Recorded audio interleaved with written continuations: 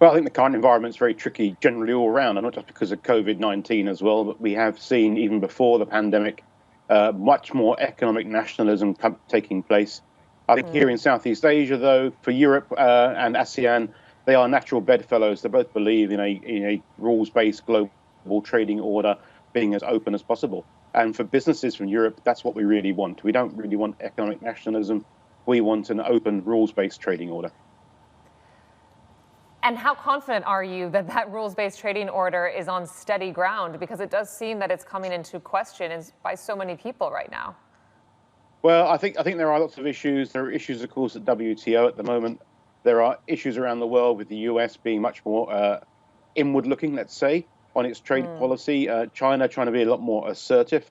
But there are people out there. The EU is at the forefront of this. ASEAN is another big trading bloc at the forefront of it. We do have some hope that this can come out of this current difficulties and we can return to an era where we can have more trade agreements in place and clear rules applying to them. All right, Chris, good morning. Tanveer joining in this conversation. Would more trade agreements mean linking more supply chains to ASEAN as an option to China? And what would that mean in terms of what sort of products do you see from a cost as well as revenue perspective coming in from there? I mean, how viable a choice can ASEAN be in comparison to China? Well, I think the whole thing about COVID-19 and the shutdowns we saw in the first part of this year means that we are all expecting a complete redistribution of supply chains going forward. ASEAN should, in theory, be well placed to take advantage of that. Companies that rely on single or dual locations for their supplies, particularly heavily reliant on China, all got their fingers burnt. ASEAN, if it can move ahead with economic integration in the region and can develop further trade deals, so let's get RCEP over the line, perhaps get a region-to-region deal with Europe in place, should then be well placed to take advantage of that.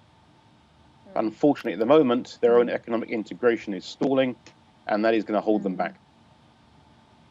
Oh, yes, indeed.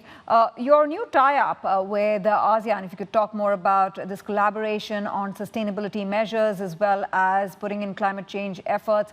What is the bigger picture here, and what is the larger objective that you're trying to achieve? Well, today we launched a paper on promoting the circular economy in ASEAN.